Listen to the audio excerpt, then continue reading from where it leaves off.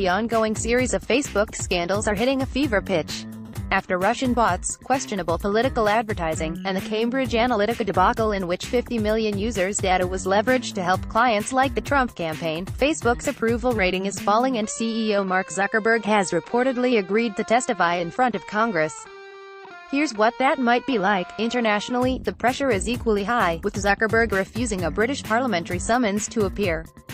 For the first time, it seems, the public may be ready to listen to what Facebook's detractors have argued for years, that the service, while technically free to use, in fact exacts a significant cost from the people who use it.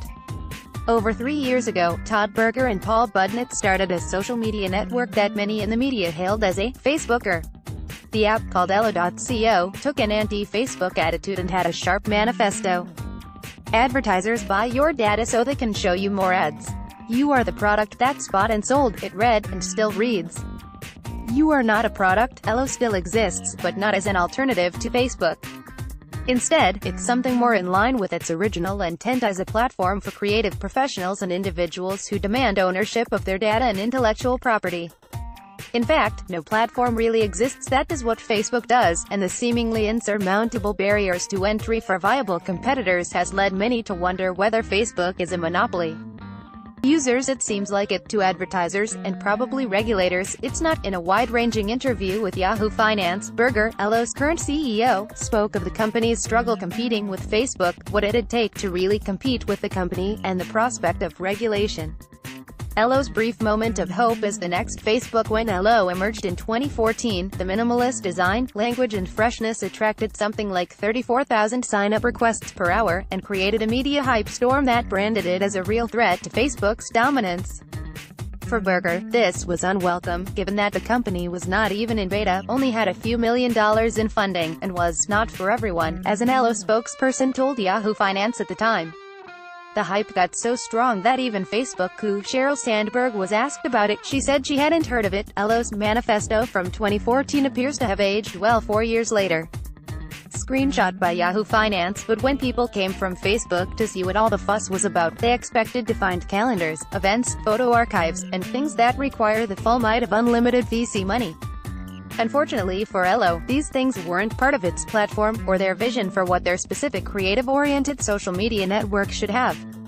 It wasn't the space to invite people to mass events or a repository for photos. We were never going to meet mainstream expectations, because the expectation was everything Facebook does, but with better policies, says Berger. That was impossible without hundreds of millions.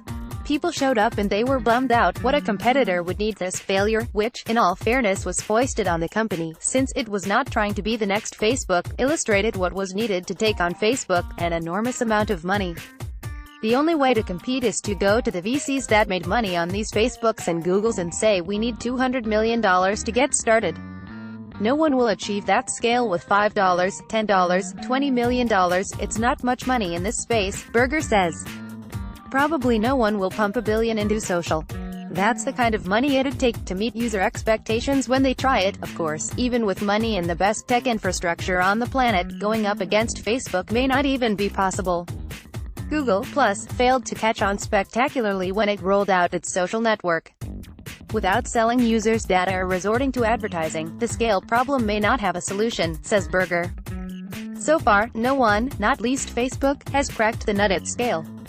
Perhaps it hasn't been a priority, as most people don't seem to mind allowing their digital lives to be leveraged, even if some are now upset about it having been involved in dodgy electioneering. Other than selling users information and running ads, the only way to deal with this problem at scale would be a subscription model.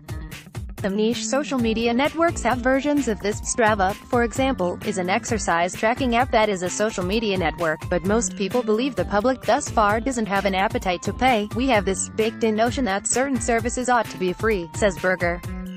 But it's not free because of ads and data sales. Those are the costs. It would take more than money. First part of the solution, Berger says, is having some sort of cultural shift on data protection or a sense of security.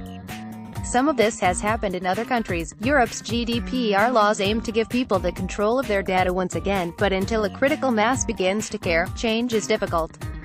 Budnitz, Berger's co-founder and former Elo CEO, he left the company, agrees.